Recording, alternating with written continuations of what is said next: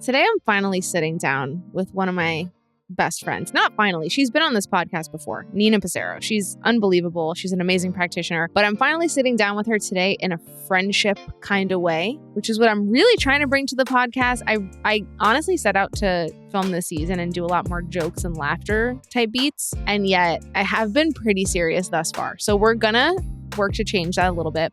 This episode is going to be pure jokes a lot of the times. Nina and I are sitting down as two friends, not as like practitioner to practitioner or podcaster to guest, but we're sitting down as friends and we are talking about everything from friendship to motherhood to the importance of being honest with people you love to why our parents won't go to therapy and grief, which is a topic that I feel like we as a society do not approach quite enough. I've had a death doula on the podcast before who's talked about grief, but Nina has experienced grief very personally and very recently in this life. And it's something that she talks about in such an eloquent yet raw way. And so we're just going to sit down as two friends and have a conversation. And if you like this style of episode, please let me know, because I want to have more of my friends on, because my friends happen to be really wonderful, intelligent, accomplished humans that have so much to share. And I think it's nice to have some of these conversations that have those more casual human moments in between some of the wisdom. So I hope you love this. And as always, thanks for being here and for listening each week and following along. I'm loving your comments on the YouTube channel. I am so obsessed with your kind messages and DMs that you've been sending about the season. And as always, I'm grateful for you. So if you also enjoy this show and would like me to keep making a podcast in this corner of the internet, please hit us with a little subscribe, hit us with a little iTunes or Spotify review, maybe pop an episode on your stories. Whatever you want to do to help a sister out would just be so deeply appreciated. And let's get into the episode. Let's talk real life, right? I think the best way to move through life is to always be the student and to always be curious. Life will show you either way. It's just how you choose to listen. You can always count on you. You will always have your own back. This is not the last thing you'll create. Play is the process. Sometimes it has to be dramatic. That's the funny part. When your back's up against the wall, you will prevail. You're allowed to grow and change. You're allowed to birth something new. I hope you make your art. Marty had asked us earlier what we think makes a good friendship. And you opening with, I can't think of one relationship that doesn't benefit from clarity, but also knowing that we just discussed the intricacies of that fine line between not keeping score, not tallying things in a relationship, giving from your heart, but also having the boundaries of clear expectations and roles and, you know, a give and take system in mind, like benefiting all of our relationships so that we don't get taken advantage of and all the things. How do you see clarity and communication happening in a friendship where it doesn't go over the line of being like two overly therapized people? Well, I feel like we've never like outlined our friendship or relationship, but like there's just the way that you show up. Yeah. I mean, I think that's one of the ways. And also like taking accountability and ownership for the different ways in which you show up. Like, I feel like, you know, there's times where I'll acknowledge, like, I know that I've been coming to you a lot for a lot of heavy stuff right now. And like knowing that, you know, I'm not just like taking it for granted. I think the acknowledgement piece of things shifts, you know, creates those tiny shifts of like clarity within the relationship where it's like, I don't have to come and like outline the rules of our friendship. You violated your contract. But there are these moments where we both like will take ownership or accountability or like acknowledgement of things that are going on and like how we're supporting one another and like also like gratitude.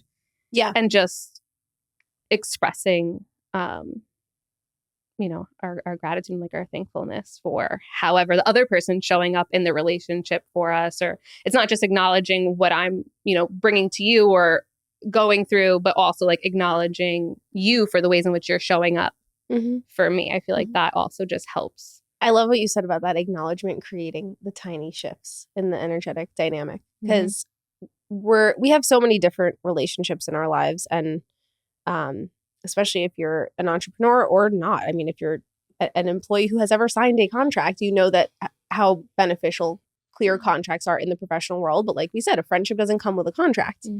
And yet, how does one navigate the expectations or lack thereof, or like the balance within that dynamic? And I think the best friendships in my life, and why our friendship is so sacred to me and so special, is because there is that consciousness in that's coming from each of us towards our own behavior and towards the other person's behavior and like energetic contribution to the whole of the community that is the two people. And it's not like, you know, coming from the Italian American background, they keep score to the point where you go to the wedding and you give the gift, and then, you know, the mother-in-law is like, all right, let's pull out the book. We're gonna, you know, Tony gave 200. That's a little less than last year. You know, we're not gonna give him this. Like it's severe. So bad. The level of scorekeeping, and I hate a scorekeeper. I hate a clocker. We're not clocking. It's 2025. But that's how, you know, in many cultures are programmed, probably out of necessity of survival, right? Of like resources being scarce. We can't overgive a resource if we're not receiving it in return or whatever. Maybe it's just like outdated consciousness. But in the way that we want to do friendships nowadays, like, yeah, you do have to ensure that you're going to have some kind of intuitive pulse on the give and take. You can't say that you don't, right? That's part of being human in relationship. But a way to kind of avoid that going into Italian wedding book territory is just consistently acknowledging and like coming back to gratitude and like naming the dynamic that's happening. So like you said earlier, naming the, hey, I know you've been, you know, answering my call when I call you every day, freaking out about X, Y, and Z. And like, you've been holding so much space for me. And I really appreciate that. Or even there's been times where you've said to me, hey, I know I actually can't hold a lot of space for you right now. And I really appreciate that, you know, you're not putting that expectation on me because you know where I'm at. And vice versa. I've acknowledged to you, like, hey, I realized as I'm growing that a few months back, I wasn't holding the space that I could have for you. And I didn't realize even what you were going through. And I just want to say that. So just being unafraid to vulnerably communicate those things and knowing that you're not going to get in trouble for saying them, even if you're saying something that's like not, you're acknowledging behavior of your own that was not pretty. That if it's a good relationship, it'll be a safe space to say that and will only deepen your bond, I think is so key. Yeah, I think a huge underlying component of all that is honesty. And that's something I feel like that has evolved as we've evolved, and obviously in our relationship and our ability to our lives. So how much more honest can I get? Literally, like so freaking honest. Someone today on Instagram goes, I think you're going crazy. She doesn't think you're going crazy. I think you're like honest enough with yourself and you don't have to figure out like who you are anymore or like say it publicly. And I'm like, girl, I do though, because it's going to help someone else. And I just have to like send this crazy thought. I also was like, if you're commenting this, like, what's up, twin? Because you're crazy too. But yes, it's the journey of honesty, which is perhaps the journey of maturing as a human. Hopefully. Yeah. Hopefully. Yeah. No, I think that's benefited our relationship so much is that we can just be honest. And like, I feel like more and more recently, we've been talking about pointing out each other's blind spots. And like, that has been one of the greatest gifts of our relationship. And I mean, but I also think sometimes like, how did we even get here? I don't know. So much has happened. And it's just amazing how much we've evolved. Yeah. How did we get to the point where we could say to each other, hey, listen, like you have a blind spot here and you're not seeing this and you're kind of the one in the wrong. And I love you. So I'm going to tell you that. I think it's safety. Like there's always been such a level of safety, I think, in our relationship because we've been able to see each other. Like I feel like we always feel like, oh, wow, you really see me.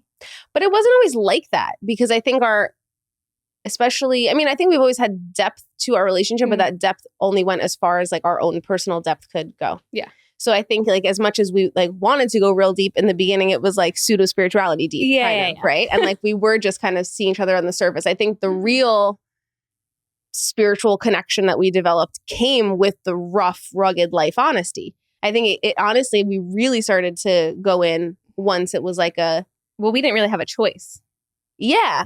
I think that was part of it too. Like we've been faced with circumstances where it's like, go deep or Go deep or go home. Like there's like, what do you do? It's like literally life and death. Yeah. Yeah. I guess also, I mean, can you remember the first time that either one of us was really willing to be honest with the other? I feel like, yeah, like when you guys came to Italy that first time. Really? Yeah. I feel like, was it that first time? We had gone to like that other beach Mm-hmm. and we were sitting having lunch and we were like talking about like our mental health struggles. Uh-huh.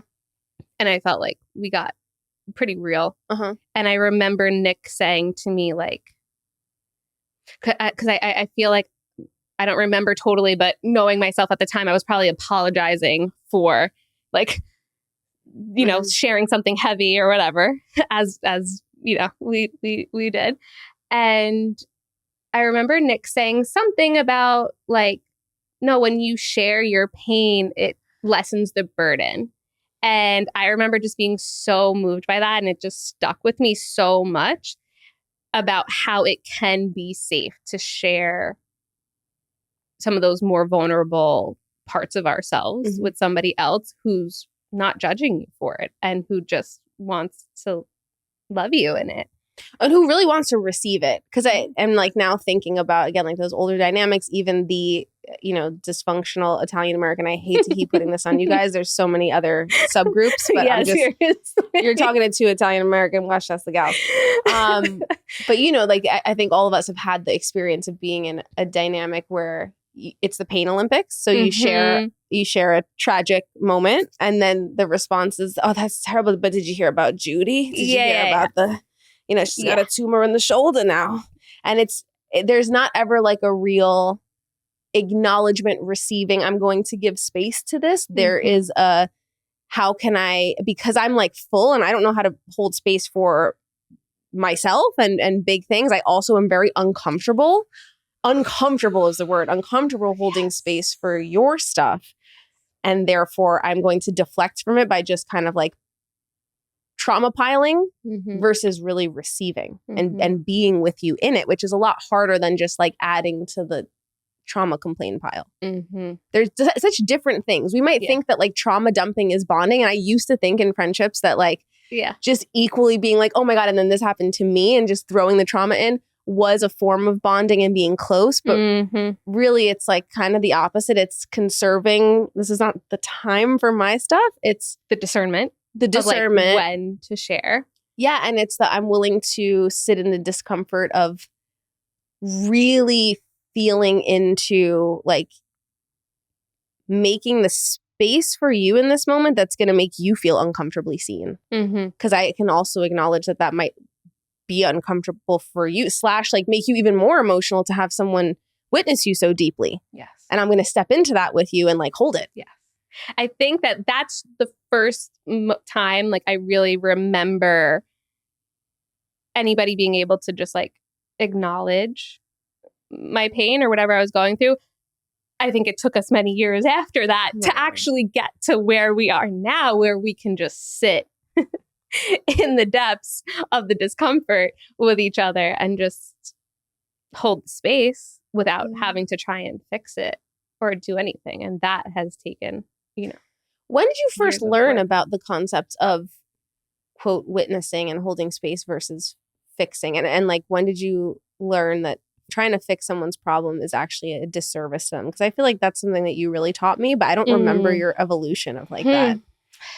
I think it probably first came about when I started working with Maddie Moon and started getting more into like the life coaching space. I didn't really understand it yet.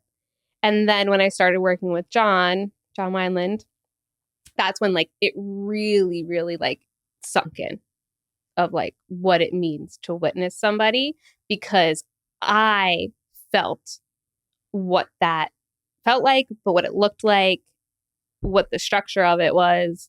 And Can we just give clarity to the audience right now? Because I don't know if a lot of people know who John Wineland is or Maddie Moon is, and even what the style of coaching is. And as you're saying it, and I prepare to break it down, I'm like, oh, we've gotten to the point in humanity where we need to hire relationship coaches to teach us how to be in proper relationship with other people. Could you imagine? Isn't that crazy?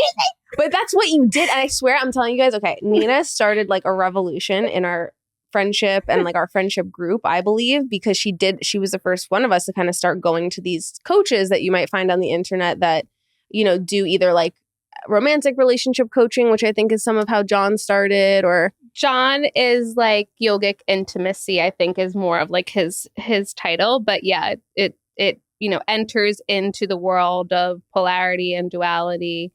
People are masculine like, and feminine. I swear to God, I'm telling you, people are like, it's still, because this is not stuff that's like familiar to us. These are concepts you introduced me to. I didn't get it. Let's say that they're intimacy coaches. Yeah, I don't mean like, yeah. What does that mean? You're right.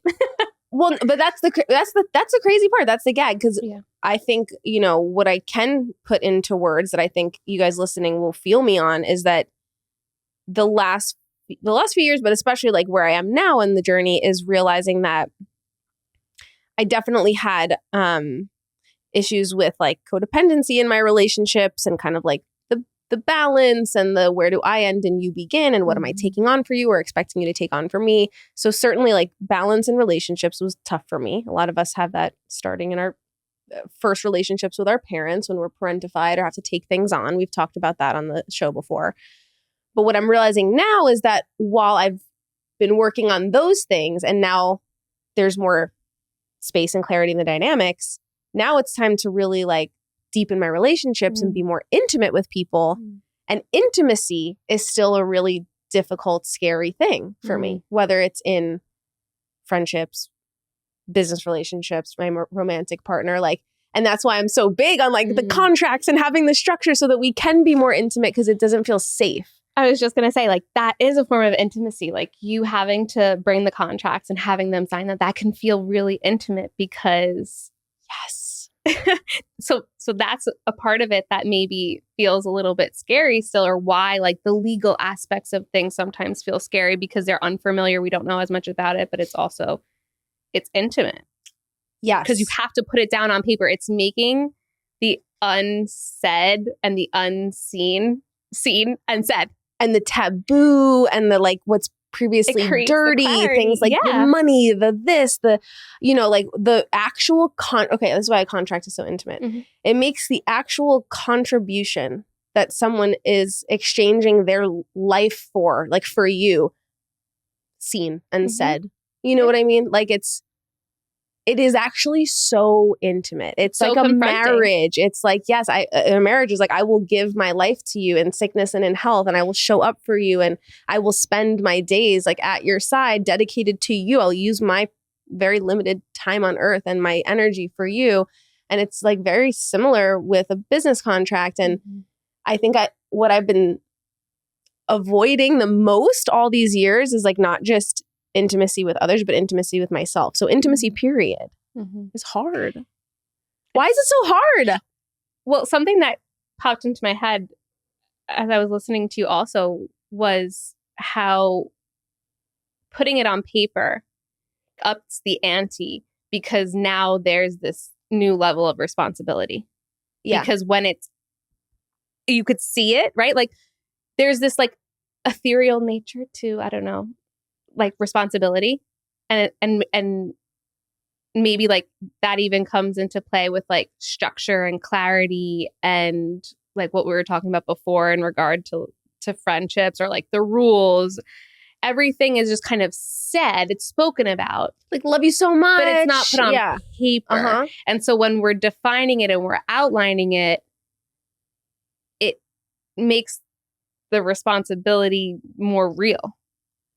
Yeah, I guess we feign intimacy a lot in our world. In like, yeah, I think there's like a lot of like speech. fake. Yeah, like you're the best friend ever. Oh my God, but like, okay, this person's the best friend ever. Like, what on paper, quote unquote, in real life, are you willing to show up when they're having a bad day and crying and like need your time, or you know that kind of thing where that's real intimacy versus just like the oh, well, I'll do this. I'll shoot you a text, which is more about me than it is about you. It's like it's, I guess, the result of very me culture, individualistic society, which is. Well, but I think that comes down to responsibility also. Yeah, this is what I'm getting at. What you just said, this is a gold mine right here, that there's this interplay between intimacy and responsibility. I would say that actually, like, the beauty of true intimacy is the reward that we receive from responsibility. And kind of vice versa. Once we agree to be intimate with someone, we then have a responsibility to them. Like, you can't really separate it. Yeah. And I mean, absolutely. Yeah. And I'm just like thinking of all the ways this plays out. Yeah. Like in our society, not wanting to really commit to a relationship or like take it to the next level because it requires responsibility. So going back to when I just said, why is intimacy so hard? Is that what you think the answer is? Because it then equals responsibility and we're more afraid of responsibility than we are of anything else? I never really thought about it that much, but now I'm like, yeah, this makes sense. Because I think when it comes to expanding your capacity to be with life and death and everything in between,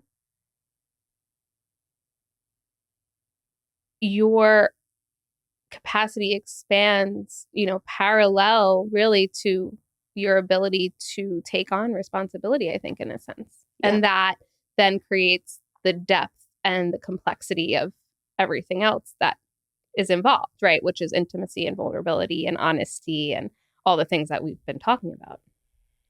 Yeah.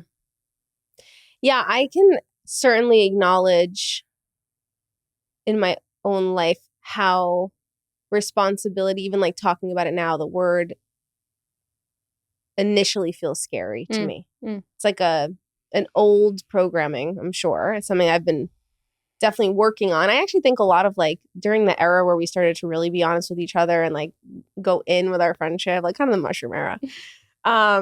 It was like I remember like writing a list in my phone, I think in 2021 of like things that I had learned that year. And a big thing was about responsibility, how it's this gateway to freedom. Like responsibility is actually ultimately our gateway to freedom. And, freedom could also mean like rewarding relationships and the intimacy that comes with that. But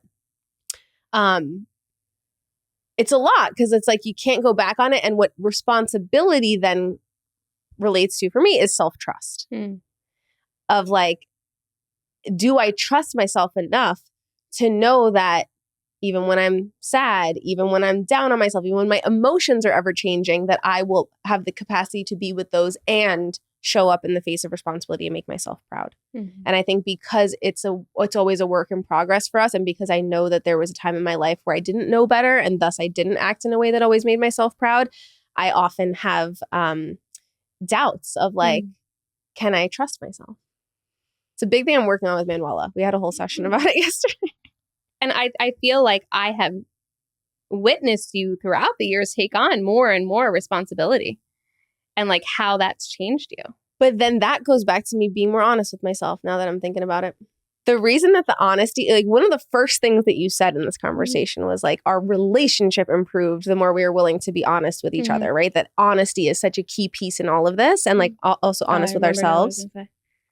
And it actually, you don't have to worry about your capacity to be responsible. You just have to worry about your capacity to be honest with yourself. Because if you can be honest with yourself, you will rise to the occasion. You will rise to the responsibility because you're seeing the truth of how important that is. And you're seeing the need in front of you. And so you're not going to back down in front of it. How many times have we not backed down when someone has really needed us or when we really needed ourselves because we've been in enough pain to see the truth of it? So I think it actually just always comes back to the courage to be honest with oneself. Like whether it's, sometimes like all the years that I avoided weight training and like really working on my muscle mass and the body that was going to take me through old age and kind of just ignored that was a thing. I did a lot of that ignoring because I wouldn't look in the mirror. But when you actually look in the mirror, you see an honest reflection of yourself and you do it with compassion, right? This is me. It's not good or bad, but I can be honest about the fact that I could have more muscle tone if I want to wipe my ass when I'm 90. Like, absolutely. I have work to do in terms of like where my goals are. As soon as you see that and you see the reality of it, you can't look back and you have to take the action. Yeah, you can't see it. And so what I was going to say is that I think it's, again, going back to clarity, redefining, like, what do some of these words mean?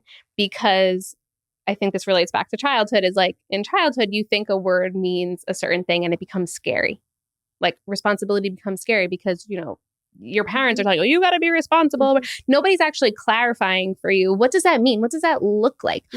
So when it comes to honesty, when it comes to responsibility, when it comes to intimacy, when it comes to vulnerability, whoever actually properly defined these things for us at a point in our lives where we could consciously understand them and understand, what does this look like in my real world? Yeah. Like, how is this applicable?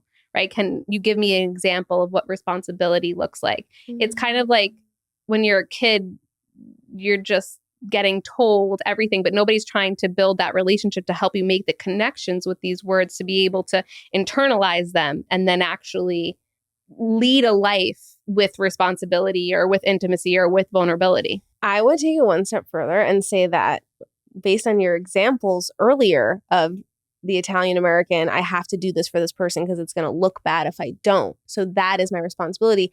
We were modeled a lot of Dysfunctional actions of responsibility that were actually based on a lack of honesty of what would actually be responsible. So in that example, right, having a parent who modeled for you that responsibility looks like, you know, buying this gift for this person, even though they, you know, treated us horribly and blah, blah, blah, blah. And the honest thing to do would be to not then gift a person something and show up for them. It would actually, the honest thing to do would probably be to have a conversation with them and, you know, or the responsible thing to do would be to have an honest conversation. Yes. So no wonder why we don't like responsibility. Yes. Like, no wonder why. Because it was never coming from a true healthy example of what responsibility looks like or what honesty looks like. Yeah. Because, as we know, and this might be other cultures too, but Italian culture loves to do this, just sweep everything under the rug and pretend that it's not there to save face. Yeah. You know. No, I'm actually a professional rug sweeper. Did you I got my certification a few years back. Because a lot of times, even it's this thing that didn't start with us and certainly didn't start with our parents. So it's not like we're blaming them. Yeah. No. But generationally, there is this cycle of responsibility being based on responsibility to, it's like, who are we being responsible to is the question, right? So the example that we just gave is a person being responsible to society's impression of us. And if we're being a good girl enough or not by getting the gift that's going to go in the black wedding book, right? Or whatever it is. It's very much based on like appearances and not, the responsibility is to not disrupting the status quo versus being a responsibility to honesty and integrity and what's true and what would ultimately perhaps ruffle feathers initially, but actually be best for the unit, the community, the relationship, etc.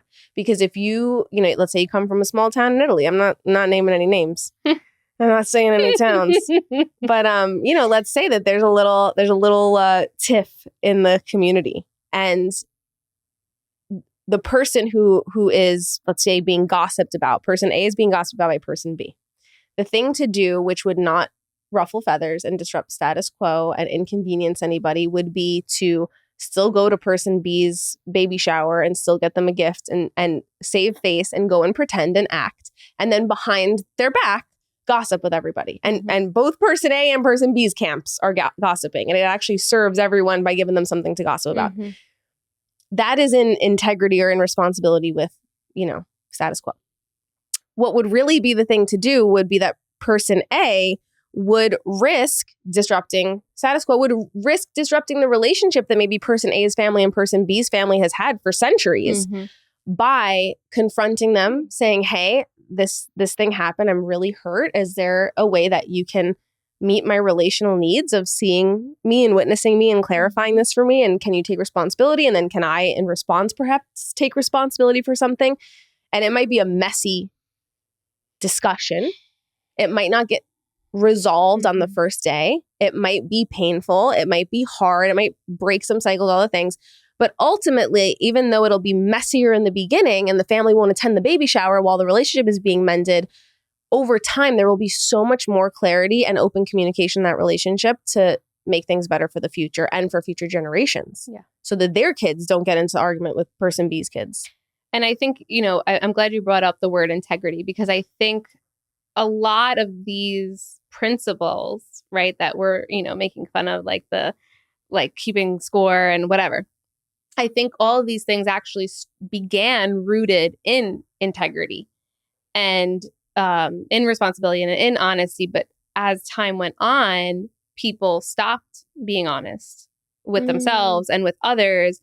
And that disrupted the integrity, and that disrupted everything, and kind of was a snowballing effect to then get to a place where it's just like, okay, we're going to save face, but behind closed doors, there's actually a lot of issues, but let's not talk about it. Because we don't want to ruffle feathers. Yeah. So I think that it probably originally was rooted in a good place, but then, maybe let's say somebody didn't have enough money because they were struggling. And instead of being honest with the other person about it, saying, hey, listen, I can't actually afford to return the same gift that you gave me. Yes. And being in integrity, taking responsibility and ownership for their stuff, and potentially then opening the relationship up to become deeper, they did the opposite. And then that started the resentment and the lies and the dishonesty. And then you get the gossip and blah, blah, blah, because you don't want to be honest with yourself about what's going on. It's like the song I sent you on my FU playlist. It says, truth will set you free. What will a lie do? And one lie, even if it's a lie to save face, even if it's a lie because you feel embarrassed to tell the truth, it spirals just more than any one of us can ever predict. And that is it is really the root of relational dysfunction. It starts with one single lie.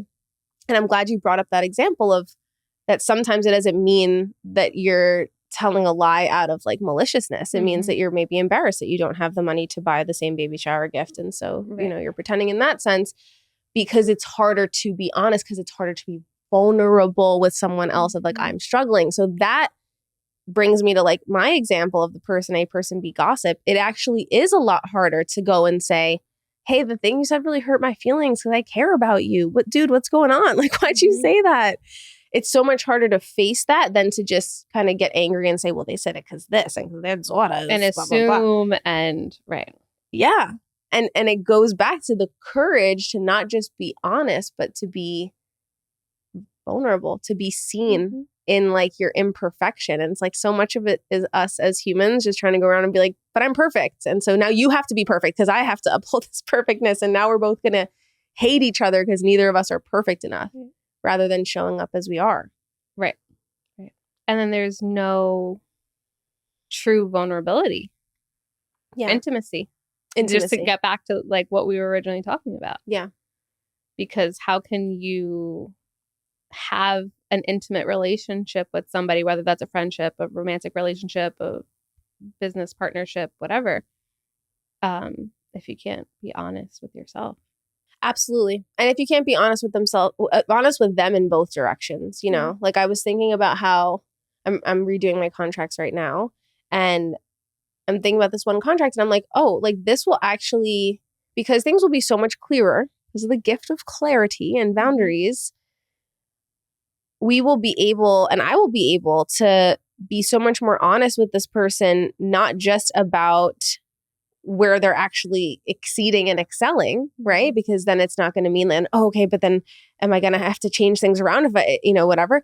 It's also going to be, I can be honest with them about where they're falling short without them thinking, oh, this means that she's not going to work with me if she's saying that I'm falling short, because they know that they have security in the contract of our agreement, and that not only did I agree to more responsibility, the responsibility of believing in them by signing on with this bigger contract, but because I've put in writing that I believe in them and making a commitment to them, that means that my words of, hey, you're falling short here, how can we, make this better? What support do you need to do better? Is coming from a place of me actually wanting them to do better, not from a place of me, preparing to let them go or something, And And it just gives us so much more room to work together to solve those potential shortcomings than to sweep them under the rug and say, but they don't exist because we have to maintain status quo because we don't have enough of a commitment and contract to feel safe broaching those topics. And it's such a gift to be able to talk about,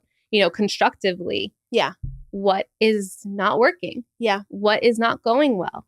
And I think we've done ourselves such a disservice, societally or in community when we don't have those conversations or we can't take that constructive feedback or criticism because we're not honest with ourselves. The reason why people get upset when somebody points something out to them that maybe, isn't like superior, the best feedback ever is usually because they know somewhere within themselves that it's true. Yeah. But they don't like that it's being called out or being brought to light.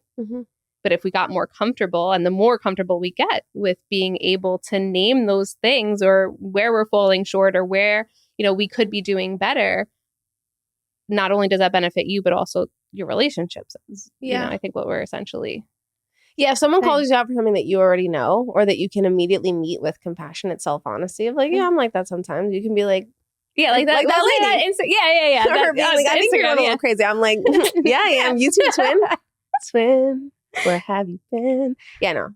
Because listen, if you see it in me, you see it in you too. And like you're feeling crazy enough to comment that a stranger's crazy. Like I'm sure you're going through something as well, my sister. But yes, I am. Yes, you got that right. Going crazy in the best way. But yeah, no, it takes away the self-honesty removes so much of the problem, which is never the problem. It is the resistance. It's like, the thing is not the thing. It's our resistance to the thing. Yeah. And then to just bring it back to what we were saying even before about the containers is that when you have that strong container, whether you're creating it for yourself or you have other people who are holding you in that container, it becomes so much easier to meet that resistance and then navigate your way through it. Because you feel safe. So you don't have to resist. You don't have to be like fighting the current because you're like, well, okay, I know I'm like held by something. Safety. That's another thing that's been coming up a lot for me, especially in my Manuela sessions. Manuela is a spiritual advisor that I work with who is like, it's so funny. I have so many therapists that aren't therapists, you included.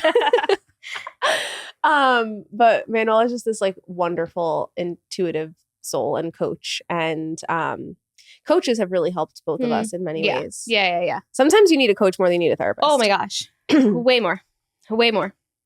I don't need to be therapized sometimes. Sometimes I need tools and exercises and homework and someone to like put a fire into my ass. Well, I think because we can also get like intellectualize things so much. We can outsmart a therapist. And are you kidding? Problem. I can lie to your face. Absolutely, I am fine. And it's just from my childhood trauma. And so I've already worked through it. We're good. 40 more minutes in the session. I don't need any of it. It's like with my dad when I bought him a therapy package and he came back and was like, guess what? I don't need it anymore. I'm all good. We got to the third session. She asked me about my childhood. I said, nothing happened. I remember that. We're fine here. Yeah, because I think, I've had amazing therapists, right? Oh my God, are you kidding me? But I think that sometimes coaches can just bring this level of honesty. Well, I guess it depends on the person. Like Dr. D is like, oh my God, so freaking honest with you. And that's like what I love so much about her. But you got to be able to handle that level of honesty and like bluntness. And I think that coaches sometimes, this all depending on the person, right? Because this could be like anything, like practitioners, therapists, whatever. You got good ones and you got ones that absolutely that could work on it. But sometimes their way about just calling you out is a little bit different. Like when you're working with a coach, or at least people I've worked with. Yeah, they're not like my tied teachers, to a board of ethics. They can tell you exactly. They can tell you really suck right now. No. Yeah, no, you're right. It's such a fine line because some coaches are not great, and there is no regulation. Sometimes that's what's bad about it. Sometimes that's also what's nice about it. They're not getting the same education that's related to the DSM that every therapist is getting. Right. There's different methods. We all respond so differently. And unfortunately now a lot of the coaching world is coaches who coach coaches who coach coaches. Yeah. It's about coaching. Yeah. So it's not, I'm not saying the coaching world is perfect. No world is, right? This No. same when you come to like functional practitioners, Oh my God, right? yeah. Like it's just, they're just using supplements. They're using a basically as cookie cutter medication. protocol. Yeah. And then that's not how it works. Yeah. Yeah. All this to say, Manuela's a vibe. If you guys really need, so if you really need a cutthroat, honest therapist who is also like a couples therapist, Dr. D Lixandra. Yeah. I'll put her info. I've shared her info once before and she was filled to the brim, but I'm sure she could use another top up by now because she's probably told people the truth and they went to go fix their lives. She won't literally won't keep you. You'll have one session with her and she'll be like, all right, I think you're good. Yeah, she'll be like, listen, you just need to fix this one thing in your life. And I don't know if anyone's ever told you this, but go leave your husband. Bye. I'll talk to you later. And like she changes lives that way. Literally. But if you really need someone to be honest, go to Dr. D. The amount of DMs I got after people that were like, oh my God, I needed her to yell at me so bad. Like, this is the best day of my life.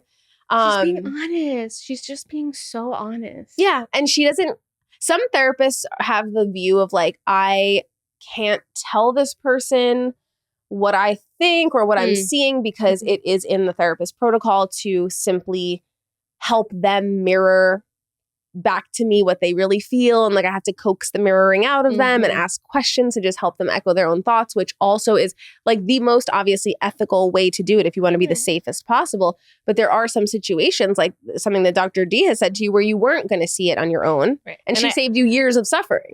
But not only that, I think I had been suffering because nobody was willing to name what I was experiencing. Yeah. And I felt like, I was going crazy because I'm like, wait, but I feel like this is happening, but everybody else around me is like, whoa, and she was just like, no, this is what's happening. Yeah. Point blank. Yeah. And I was like, oh my God, yes, thank you. Yeah. She gave you permission to then see what was going on by being honest with you and being so brutally honest. Yeah.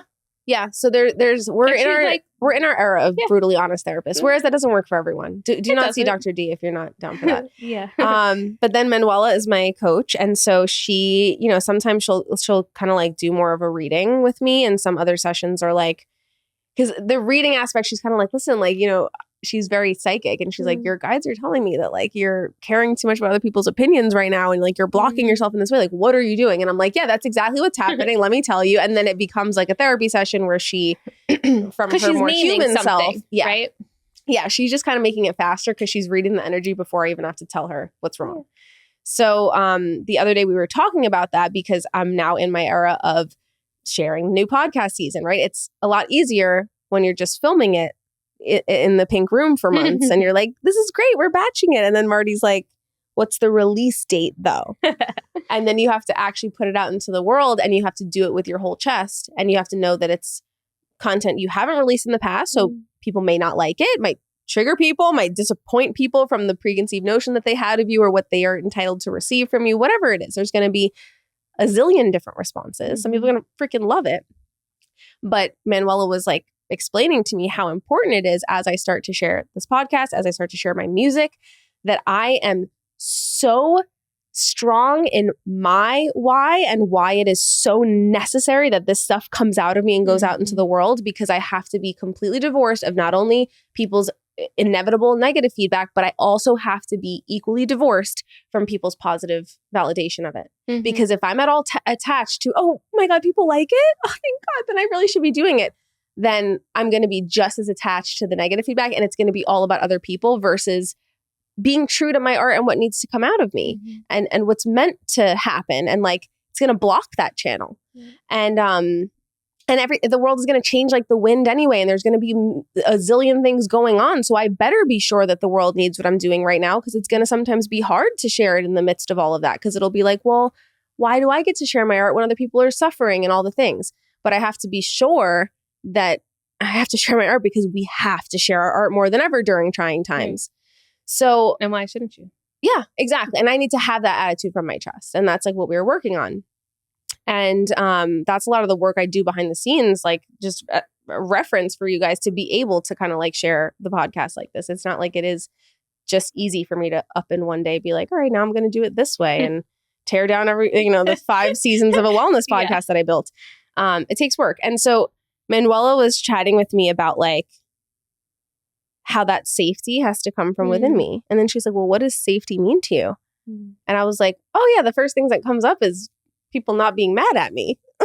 Like that is my core knee-jerk reaction of my definition of safety. And how wild is that? And how common is that for so many people, right? Like I'm sure at once upon a time you certainly felt like that. Yeah. I mean, I feel like it's still like a work in progress of unlearning, because as you become more and more aware, and then you just get these little pings sometimes, it's never like, is it ever really done? No. Right? Because you never know when something else might pop up. And I think that's part of where we are today, is also coming to this acceptance of the fact that we're always going to be on a journey. We're always going to be navigating. And how beautiful is that? Yeah. Like how beautiful that it doesn't just stop, and that we get to continue to grow and go deeper.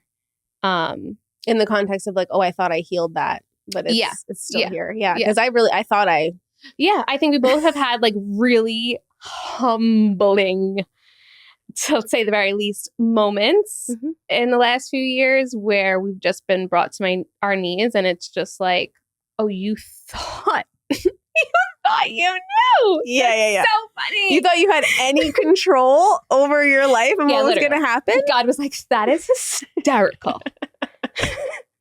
That's hysterical. But that's why these things need to be challenged within us. So that's why it's like sometimes God, the universe, is going to give you people that like hate your shit. People that absolutely are like, this sucks, because it shows you that you don't get to control and never will anything. Thank goodness. Yes. Thank goodness. And so that safety has to come from within you. You have to build such a strong sense of self and such a strong internal compass of like, I know what's right. And even if it's not right for another person, as long as it's right for me. But it's so hard to get in touch with like that feeling in your belly. And it's hard to get in touch with you and even your sense of self when, again, growing up, all the stuff we're talking about of like external perception, I have to give the gift because other people expect it of me.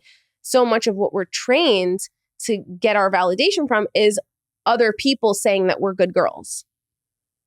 And that's when I think really early on, we learn to shut down our very natural instincts of our bodies, even as kids, saying, no, that's not for me. No, that doesn't feel right.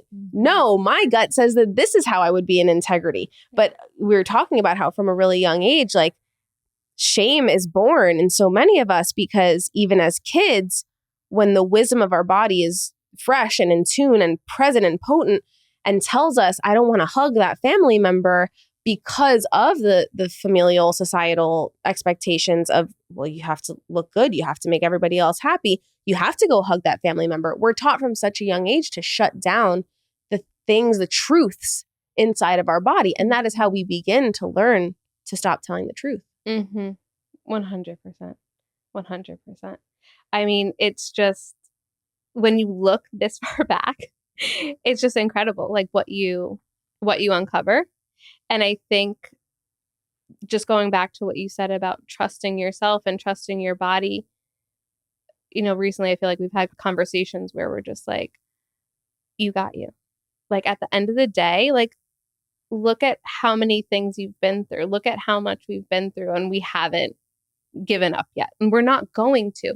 But because we don't have people that are constantly encouraging us along the way, because we're being taught to do the opposite, like to not honor ourselves when we're feeling something in the moment from such a young age, that of course we're not going to be like, oh yeah, I've actually never given up on myself. Or, you know, I actually look at how many hard things I've been through and I still get up and I still keep going and I still keep pushing forward. Or like, oh, that decision that I made makes sense now. I felt it in my body then and felt guilty or felt shameful for making that decision. But now in hindsight, now that everything's unfolded, I can see why my body told me to do that. Like it's really more about looking back and seeing how wise our instincts and intuition have always been, but how much our mind played the trick on what the body was saying, because the mind is more the conditioning and the shame. Well, is it really the mind, or, you know, what was placed on us by society, by, the standards of school or our parents, our families, and never really getting to explore who we really are. Because being who you really are is often going to be disruptive. I think that's the biggest thing. I think that you mentioning the school system. Yeah. Because how us honoring bodies as children that said, I don't want to sit here for 8 hours. We learn to shut that down to be part of, and I'm not saying like go and unschool and like live in a stream, but I'm just saying that like there's certainly so much that could change, but that had to be standardized and, tamped down within our instincts and bodies to make mass schooling a thing. Like that's the problem with any mass applied thing. And yet in order for first world countries and societies and like hyper-capitalistic societies to exist, there must be mass standardization of healthcare, schooling,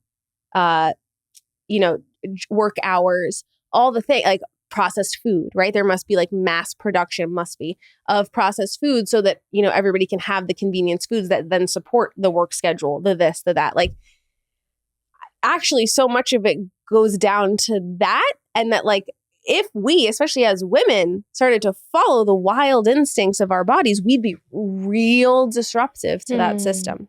Well, to that system, it doesn't mean that there can't still be a system and that it couldn't work in a different way. Yeah. Right? I mean, not to go down a different tangent of the patriarchy, but like,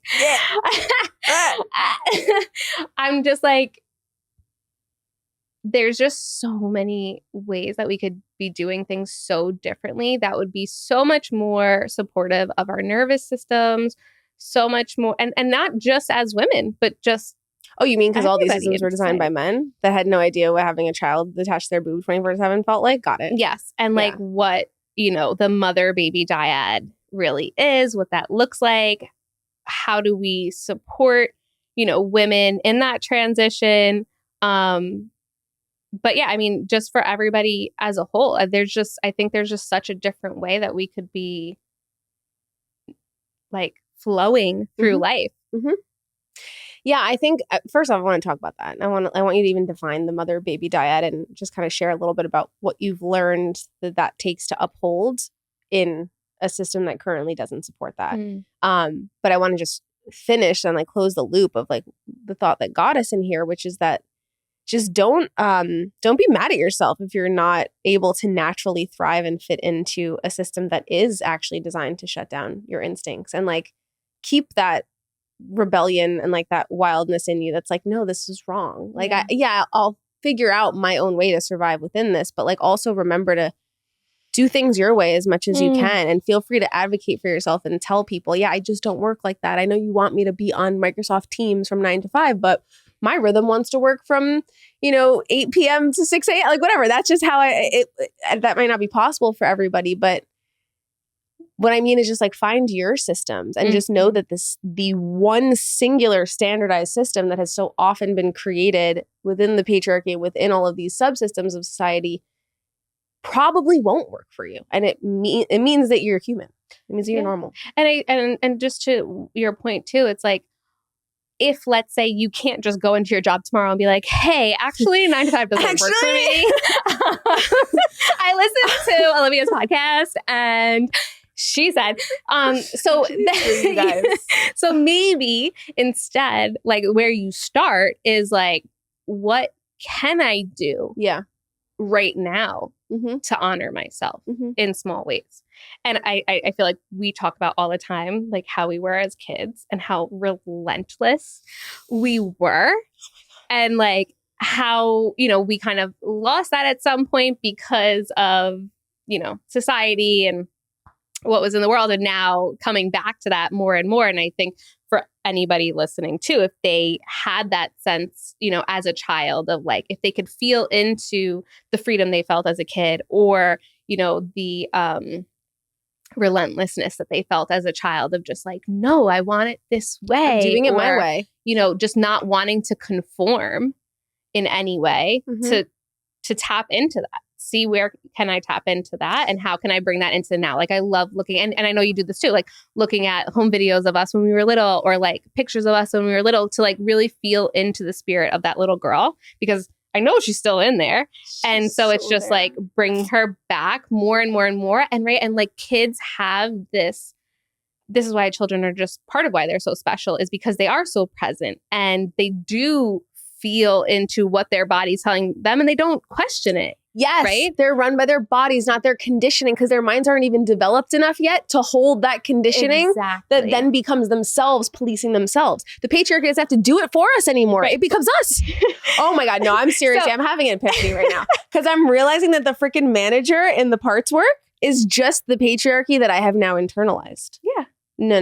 Yeah. No. And it polices me for them. To take that even a step further, right? It's typically we don't have parents who know how to navigate that in a way where they can create structure for us that's actually really healthy to foster and encourage that development, right? Like our unique development or needs. Right. Yeah. And to say, okay, like this doesn't feel good to you or you want to do it this way. Okay, how can we make that work? Instead of, no, you have to do it this way. You're getting punished. You're going in timeout because you didn't do X, Y, Z, or, you know, you're having a temper tantrum. Like, of course they're having a temper tantrum. They're a little person experiencing frustration. They have no idea how to navigate through that. It's our jobs as parents to hold the container for them, provide them with the structure, and then lead them through that, right? So that it then can develop into this healthy expression of frustration or anger or sadness, whatever emotion they have, instead of a stifling and a repression, which I think is what we have,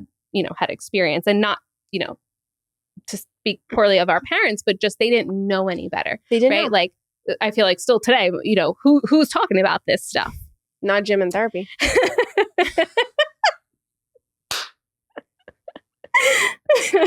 That became my only joking has become my only, and it, like, thank God, because it really is made for some laughs, but I can just see the repression due to the way that like my body has to joke to get it out. Yeah. What you're saying about like also you, because we observe your niece a lot. And your niece is the inner child in both of us. Like she is, this is why children are such gifts and mirrors, because when we observe kids, when we observe Pia, we see that like she just naturally, there's no doubt seeping in from her mental conditioning yet that is denying her body.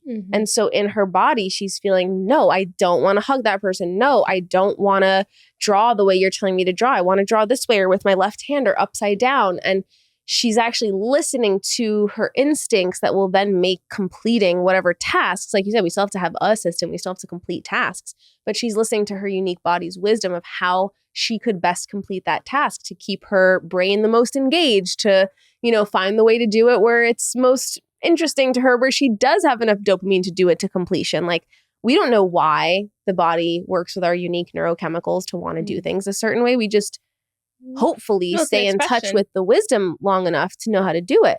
And then we become these adults who are now trying to walk so much of that back when we're now trying to make our art or in our artistic processes. And we're like, wait, but we forgot how to have fun. What do I even want to do? How would I even pick up a pen and make art? Like, we're so out of touch. And that is another reason I think like making your art is so important, because it's one of the ways back into the body that is what we suppress. And I think your example about like motherhood, especially being a mother now and observing your child and seeing the unique ways that he wants to do things and finding the ways that you can actively support him and how much presence that requires to, in every moment, actively attune to, oh, this isn't working for him. Let me switch up the conditions so that he can do it his way. Let me even care about him enough to see what that way is.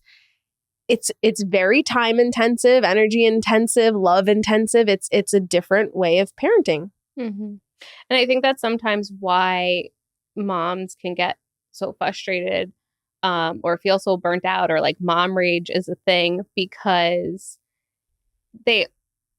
parts of you are going to be triggered, right? Because you were taught to do things this way and you were forced to do it that way. And I think people don't realize when they're actually sometimes being triggered by their child's actions or behaviors, because they might not be connecting it back to the time when they were, 3 years old and their mom was yelling at them because they made a mess.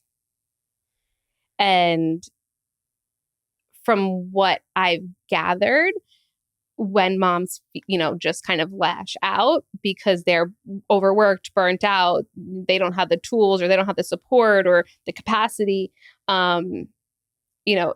it could be coming from that place. And it's so quick, right? Coming from their own pain. And so if the awareness isn't there already, it's just coming up and out. And then maybe afterwards they think about it, and then it's like, I feel like a lot of moms will express how they feel guilty because, I yelled at my child, or I lost my temper, or I lost my cool, or I did things in a way that I didn't want to do. And it's not that you have to be perfect, but you can then acknowledge it to your child, right? So just go back to what we were talking about before about relationships, right? Of acknowledging these little moments of like going to your child, maybe after you yelled at them, and say, you know what? I'm so sorry that I yelled at you today. Mommy was feeling really frustrated and XYZ, blah, blah, blah. Like just being honest with them. Yeah. And that's, I think, something that we don't do with our children enough is being honest, because so often parents, they want to keep their innocence or they want to protect them or whatever. But is that really in their best interest long term by not being honest? Like they are so sensitive.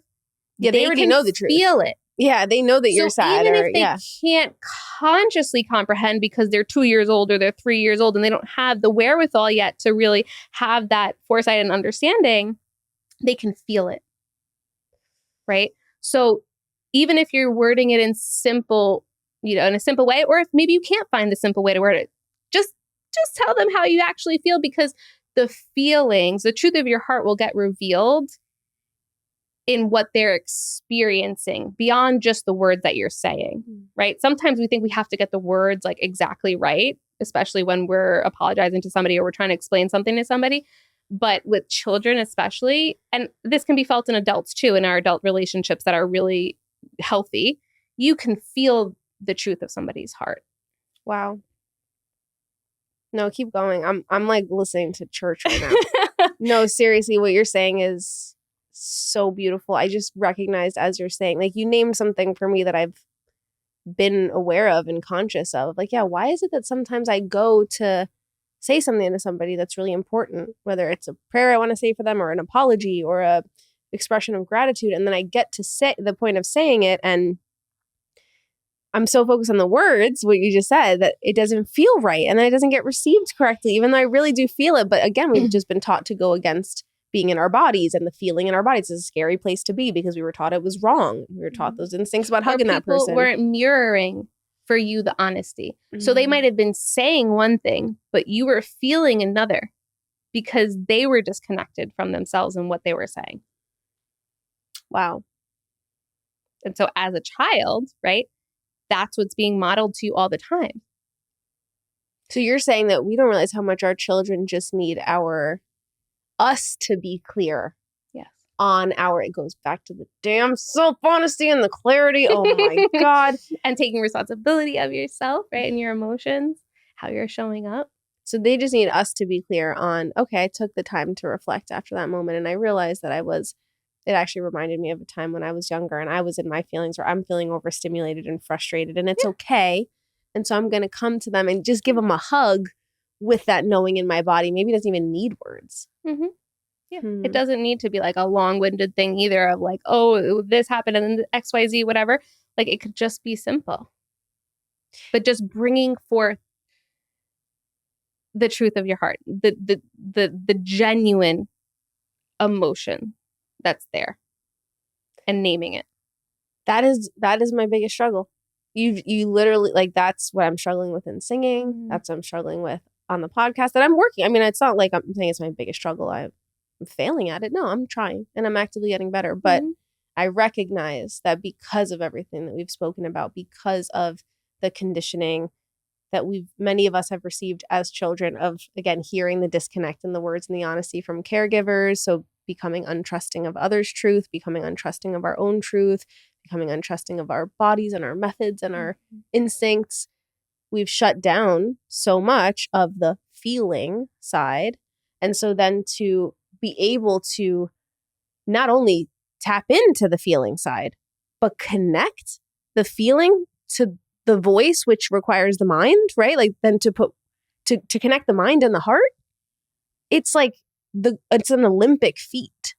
And so that's where I'm having trouble in my music when I'm singing. It is an Olympic level feat to then feel it and put it into my voice and the words I'm saying. It's an Olympic level feat for me to be broken down or tired enough to where the emotion in me is so pertinent that I just don't even care. And I send someone a voice note that actually sounds like what I'm feeling.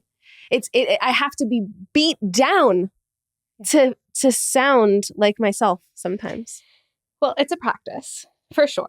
And the second thing I'll say that my teacher, John, always would say was that the best work really happens when you are exhausted. Marty knows after 8 hours.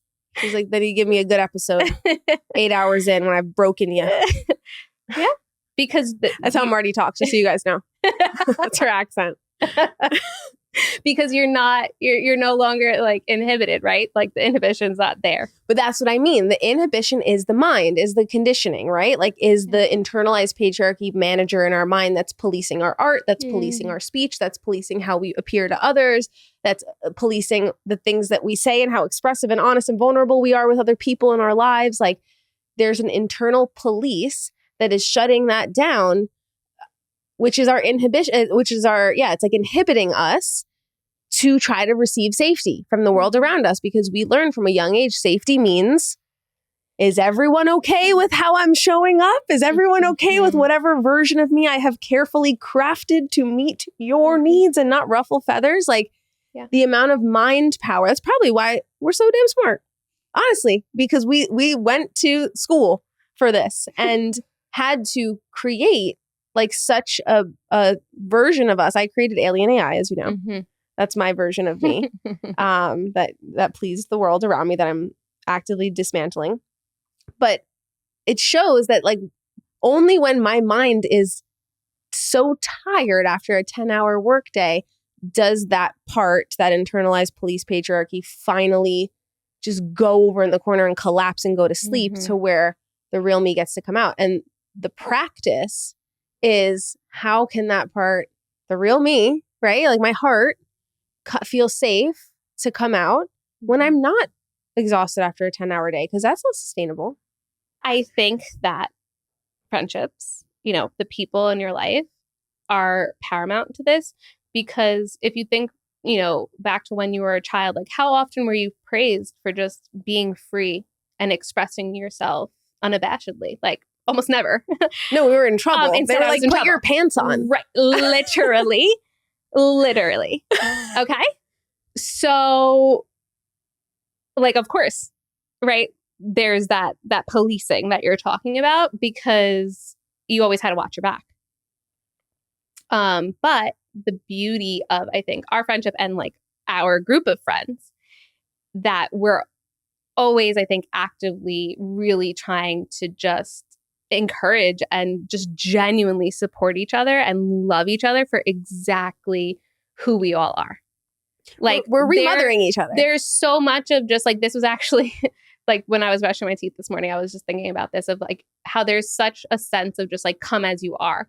And I mean, I know I can't speak for everybody, but speaking for myself, like when it comes to my friends, I'm just like, come as you are. Like I don't, like, you want to come and you don't want to talk and you just want to lay on my couch. Great. Mm-hmm. Like, there's no expectation in regard to like how you're showing up. I love you. And that is so more than like, that is enough. Yeah. Like, I love you for you. And that's it. Yeah. Like, I don't need you to be or do or anything else. Like, I just love you. And I think that, like you said, the remothering that's happening, it's because of that, because we just show up in love and like so open-hearted of like, I just want the best for you. And like, I mean, how many times do we call each other like over the years of like, I'm going to start doing this now. And we're like, oh my God, amazing. That's so great. Let's do this. Like, you want me to help you look up whatever? Like, I want the best for you. And I know that I don't know what's best for you. So if you like it, I love it. It's just unconditional, support and encouragement. And that's it. Now you're going to make me cry because when you're saying that, like,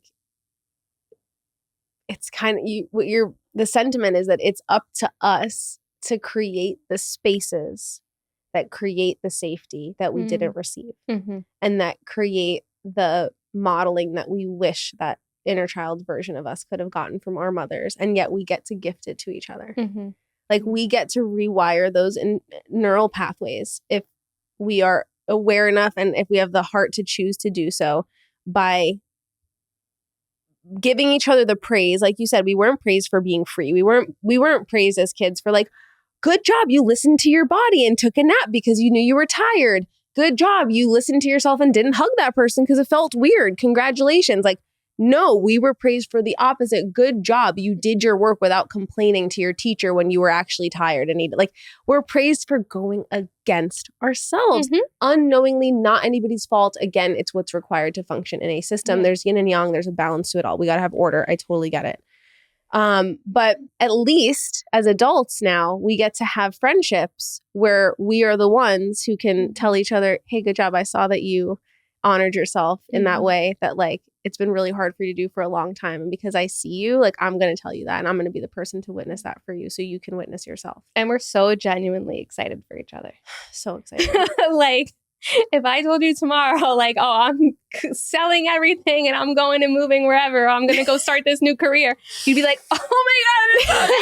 Well, we'd have the balance. I'm going to be real honest with you. Well, yeah. If I think you're bugging. Yeah. If I think this is part of a breakdown. And well, we because we got it wrong a couple times. So that's why we're like, we tried leaving the country. It wasn't correct. And we tried the fake encouragement. I'm going to support you. Yeah. But, like, if we know it's really wrong now, we're just like, we're like, listen, this is a safe space. You want to tell me if you're going crazy right now? You can tell me. Do you need the plane ticket, or do you need something else? I just want to say to people too, like, it's not like we just woke up one day and, like, we had, all of these friendships and whatever. Like, our group has, like, really built and, like, I feel like worked, on ourselves individually and obviously, together as friends. So I don't want people to feel discouraged if, like, oh, okay, but my friends aren't already like this or whatever. It's like, you can do it, right? It's just each of you just has to showing up. Yeah. I think it's because each of us are so the willingness, right, to show up. We're, like, all obsessive. Yeah. So we're, like, obsessed with talking about stuff like this and learning about it and, like, journaling about our. Yeah, this is no different than, like, our FaceTime conversation. No, I'm glad we got a camera on this finally, because this is what we talk about every day over breakfast.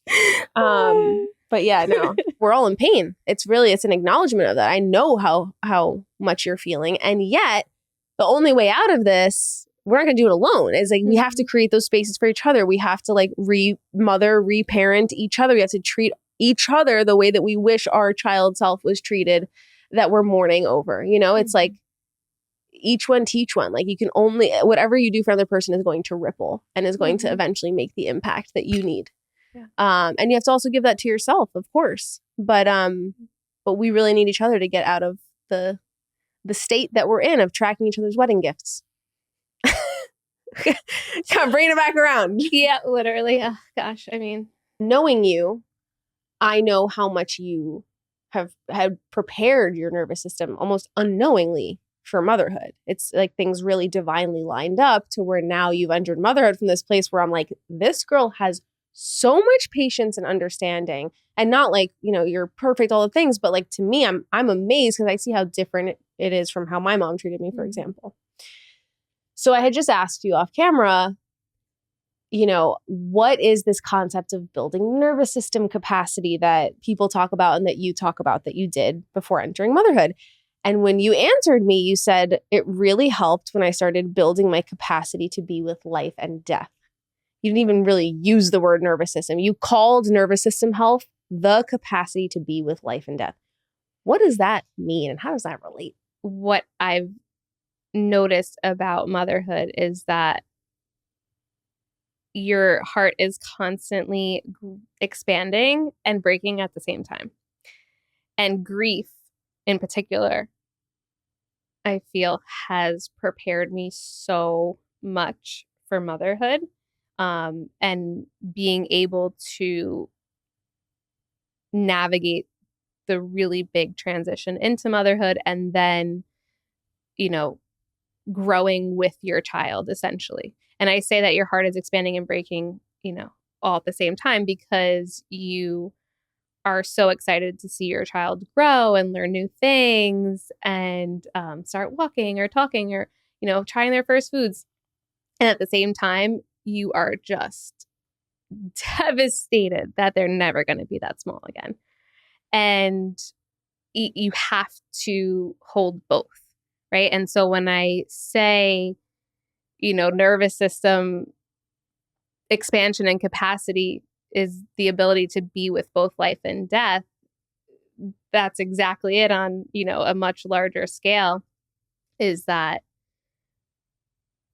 we have to always be holding like these two poles, right? And that's duality and polarity, which we were also talking about previously, is being able to hold two opposing things at the same time.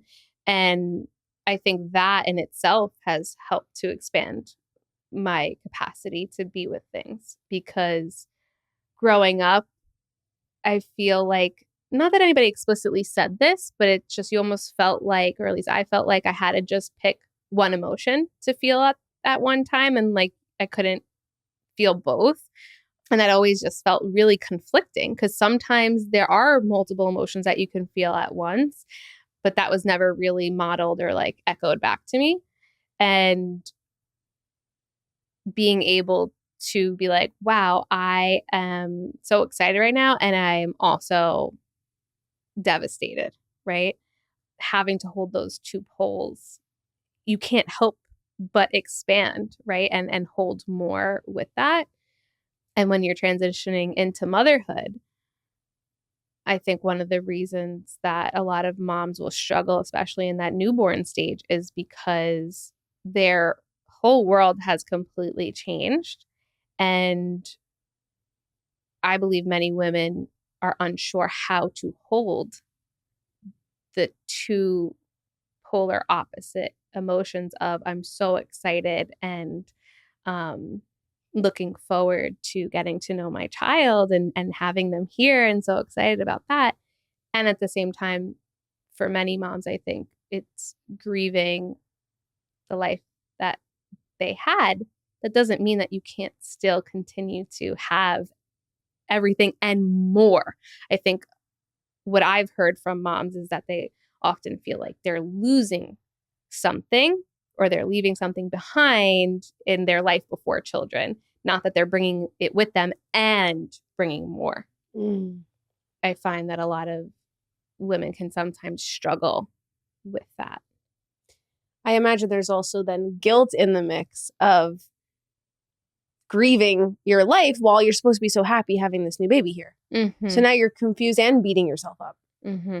And I've always appreciated how much you've framed nervous system health in the lens of one's ability to be aware of and feel into the constant duality, because we were gifted and cursed to be born in this world where the law that will never end is that things will be born and things will die. Mm-hmm. That's how we get here, and that's how we go, and that's how something else comes. That is the nature of our universe. And I've talked so much on this season about the nature of the universe and mirroring that, like having right relationship with reality, even just being able to accept that is reality and that we are not exempt from reality. We are not exempt from the cycles of death and rebirth. We're not exempt from death, period, which was a big lesson that you learned before you had your child. Mm-hmm. And, you mentioned your ability to be with grief, period. And I think just even how much you learned about holding that and how you didn't have to hold it alone, but how to hold it on your own just allowed you to become this human that was ready for whatever experience motherhood brought you. Because you've said many times, like, nothing compares to the grief that I felt. So I can take anything at this point. Death just teaches you so much. And I feel a great disservice that we do to ourselves in our current society is that we don't talk about death enough. Just like we were saying, before about the intimacy of speaking about contracts and, the legal matters of things and how that creates more responsibility and it gets uncomfortable. I think we feel the same way about death. And again, I think it does us a great disservice because we are not living in reality as a result. And when my brother died, my whole entire world was just basically non-existent. Yeah. It was completely crushed. Everything I thought I knew went out the window. And it truly was one of the, if not the most humbling experience of my life. Mm-hmm. Because up until then, I thought like I had some type of understanding. And like, so funny because I actually had no freaking idea. And you're really just like building from the ground up. And I remember even in regard to my emotions, I thought I had such a good relationship with my emotions before my brother died. I knew myself very intimately and I understood my emotions really well. And once he died, nothing felt the same. Happiness did not feel the same. Joy did not feel the same. Sadness did not feel the same. So every emotion that I had spent years learning about in relation to myself were no longer the same. So I had to really relearn myself and how I was going to show up in the world and how I was going to move through the world, because you see that like, oh, everything's the same, but nothing is the same. And again, I'm constantly like making these parallels between grief and motherhood because that also happens, right? So you have a child. Okay, great. When you're pregnant, you just like, you don't get it yet. And then you actually give birth. And for a lot of women, they have that like once they get home and then it's just them and they're not at the hospital anymore, with nurses and whatnot. And it's just them and their husband or their partner.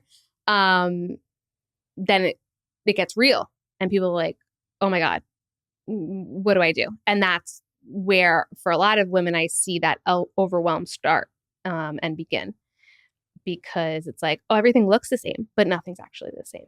So if we just gave women more opportunities to explore and, to one degree, it's like you can't know it that much because it hasn't happened yet. Just like you can try to prepare for knowing somebody's going to die all you want. Like I knew my brother was going to die, but it didn't matter. It didn't matter how much preparation I did or how much I thought, oh, I know this is happening. No. Once you actually experience it, it's completely different. So same, when it comes to mothers and pregnancy, it's like you can only know so much until you actually experience it. But I feel that we could be supporting and helping our moms with that transition so much more than what we're currently doing. Do you think part of that is the impact of permanence? Like once this person that you've gone over in your head 1,000 times, the experience of them dying, your brain is trying to protect you, you're imagining their future, it's going to happen, like you said, but then it happens and it's permanent. Mm-hmm. And then the baby comes and you come home and you're not the baby's not in your belly anymore. They're not a figment of your imagination. You're not seeing them on the screen. Now they are permanent and they are here for the rest of their lives. Like you can't really experience permanence until you're in it. And that experience rocks you. Mm-hmm. And that is what like the path is formed by walking it kind of thing, of like that you have to be thrown into that experience. And maybe there is no way to prepare, but there perhaps should be more discourse and dialogue around it, once it happens. Yes. Let's be real about it.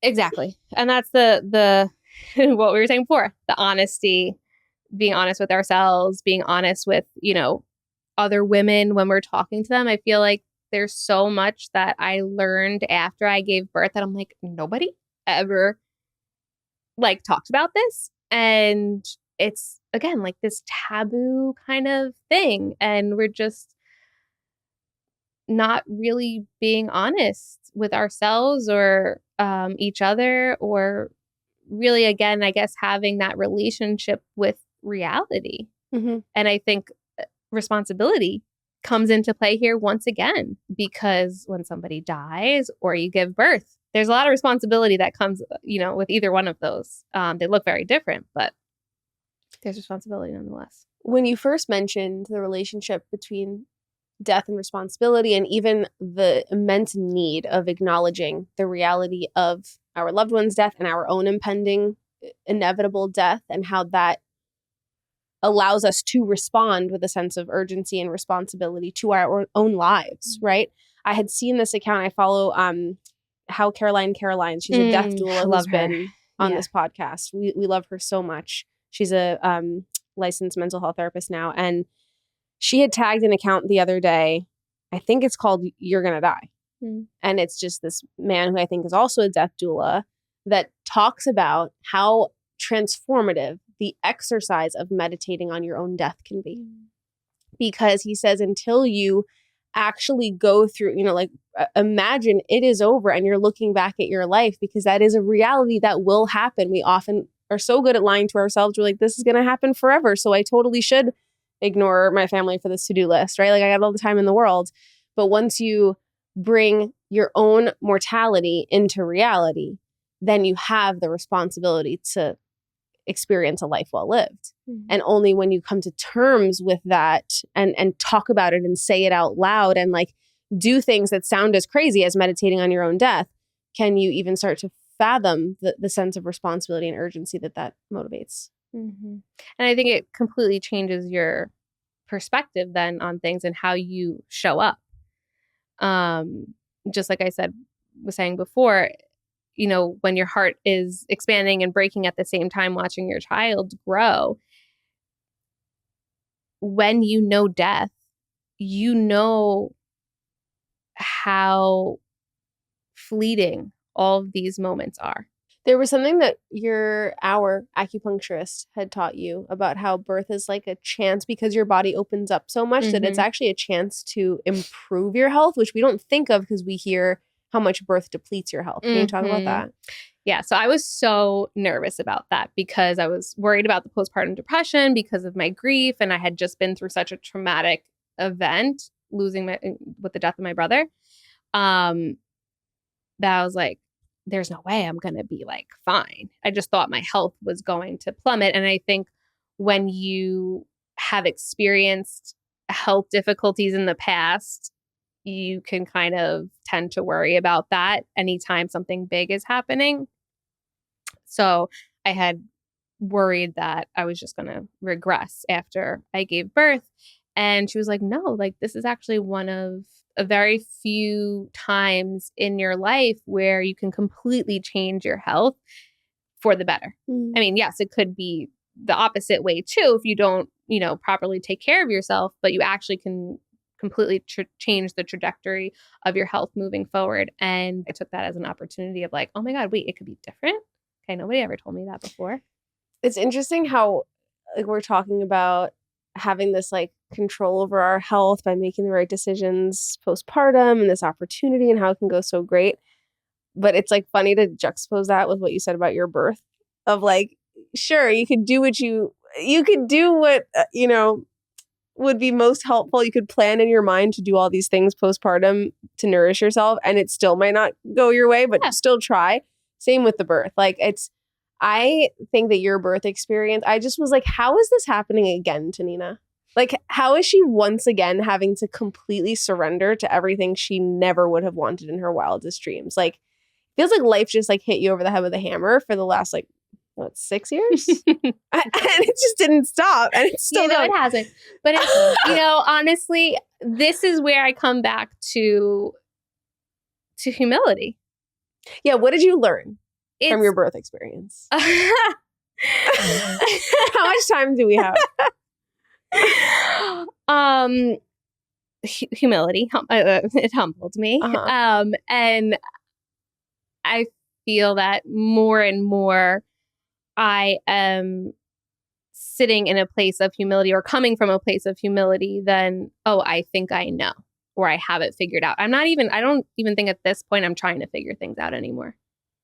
Which was Which is, yeah. the entirety of our existence. It literally. As two Leo Virgo rising girlies in the same room.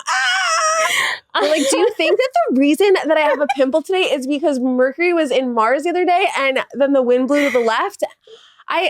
This is the level of like research we do as to why everything in our life happens. Yeah. I'm just trying to understand everybody's, literal every ounce of thought.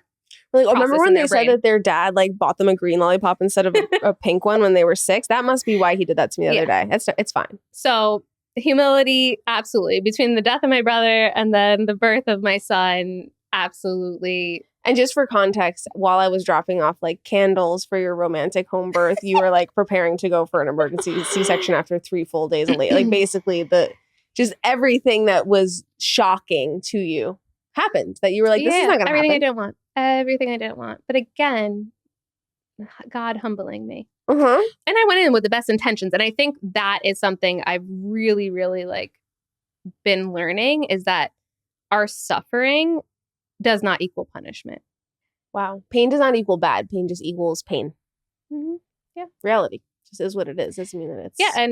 And there are things that we get from pain. Like pain can be a gift just as much as anything else. Sacrifice was another thing, another really big thing I learned from my birth. That sacrifice does not always mean you're losing something.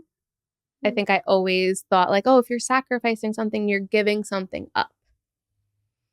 And I don't think that's true either. I think we can sacrifice and still gain so much. What do you feel like you sacrificed through your birthing experience? And what did you gain? Well, I think as a mom in general, you just make a lot of sacrifices for your child. But the lens that I view it through now, it doesn't feel like I'm losing anything. It feels like, okay, yeah, maybe I am sacrificing going out right now or being with friends or part of what my life used to look like. But it's actually bringing me so much richness, right? Or like so much joy or whatever I might be experiencing in that moment. And then really how to surrender, I think, came with my birth experience, because everything I wanted or thought or it didn't happen that way. And there was just constantly a new plan. Like there was a new plan like 10 different times. So, you go into birth with a plan, which is hysterical. It's good to have. It's good to have. Yeah. But absolutely. I think not getting too attached to any one particular plan is one of the best things you could do for yourself, because then you can get too caught up in your head and like disappointed, and that doesn't serve you in the experience. Great advice for life, period. Yeah. Like that is the healthiest way to go about any kind of goal. Like that's kind of what Courage to be Disliked says, of like, yeah, of course, have a plan in place, move towards a goal, but just don't be tied to that goal being the thing, because the path that you're taking towards X imaginary goal might actually lead you on a path towards something that you could not even see that is so much greater. Right. Like being tied to what you think it needs to look like again. Like, and this is another like overarching theme in motherhood and just life in general, right? Of what you think it needs to look like. Yeah. Or how you get there, how it needs to look like. Yeah, and it was, nothing of what I expected. Now you're like, does anybody want to blow up pool? Here we go. Anyone want a life-size living room pool? Birthing pool? Do you feel like that's been the same thing with motherhood, of like you've had to detach from certain ways that you thought it would look, or that you focus more on how it feels versus how it looks day to day, or did you just know it was going to be like this? I mean, feel like grief just so prepared me. Yeah, I just didn't really have an expectation in terms of what I needed it to look like. I always deeply felt that I wanted to be a mom. And after Mateo died, that was the only thing I still wanted. Like I could care less about literally anything in my life after he died. I was like, I don't even know if I want to continue on my career path. I don't know what I want to do. Nothing felt like it really had enough meaning to keep going. But becoming a mom was the only thing I still wanted. So my son was such a gift in that way because he brought so much richness back to my life again that I just didn't, you I didn't need it have. to look anyone way. Yeah. It was such an interesting... Like he was just enough. Yeah. I guess, and the love that we share is enough. So I don't really lay in bed and like wonder, am I doing right by him? Because I just trust in our relationship and the bond, that we're building. And I took it as I am meeting a new person. Like I reminded myself that of every day. And I always tell new moms this. I'm like, you're meeting somebody for the first time. You're getting to know this person. And you're also getting to know yourself because you've never met this part of yourself before. You've never met the mom part of yourself before. Mm-hmm. Maybe it's peeped through, right? And for certain people, but for some people, they haven't really ever felt like that motherly instinct until they gave birth or until they had a child. So I think it's so helpful to remember that you're building a relationship with this person. You're not supposed to know how to do all the things right off the bat. Of course, think about when you're dating somebody new, like you're getting to know them. What do they like? What don't they like? You're building that rapport. You're doing the same exact thing with your child. Well, this is your second time on What's the Juice podcast and an even more honest, true version of both of us. So thank you for sharing yourself with us at this stage. Thank you for having me. And if you could just tell us how we can work with you and also what you're working on these days. So working on some ebooks for moms called Becoming Mother. And they're essentially getting into all the things. So like preconception, postpartum, also how to support and advocate for your child, especially if you're feeling like they're not meeting adequate milestones or meeting milestones that they should be at the right time. There's so much in your actual formal training about recognizing those milestones and being able to get ahead of them with specified techniques. Mm-hmm. And that combined with your knowledge and experience as a healthcare practitioner, you've been able to create this like not preventative, but like you said, you're kind of catching things even before they begin. You have every tool that's one step ahead of you, I would almost say. Right. For like it's kind of expecting mom's needs and what they're going to want to know week by week before they even know that they need to know. Yeah, just more of the reality. Yeah. Of how to prepare or like how to manage your expectations is actually like a really big thing that I've been writing about in the ebooks is how do we manage the expectations that we have, because we hear so much of what it's supposed to be or how hard it's going to be. Like, it doesn't have to be that way. A friend of ours had given birth and was like texting Nina about just some things relating to breastfeeding and all this good stuff. And the way that Nina was able to like provide this like concierge support in a sense, where it's just like you had just gone through it. You not only have the motherhood experience and have been around and helped raise many children in your life and your family, but you have the technical experience as an SLP and as a provider to be able to help moms address needs and or seek the right additional support, right? And so we were saying like you need to put this into an ebook because not every mom has a Nina to call and text in those 2 weeks to get that like 24/7 concierge support. So put it all in an ebook so that before mom even knows, oh, okay, and now this next obstacle of breastfeeding, and now week 3 of postpartum, and now month 2 of milestones, like now I'm needing a whole different set of tools. Mm-hmm. You're able to put the support that you would give a real human into this like clear step-by-step guide. And it's just unbelievable. It's like having you there.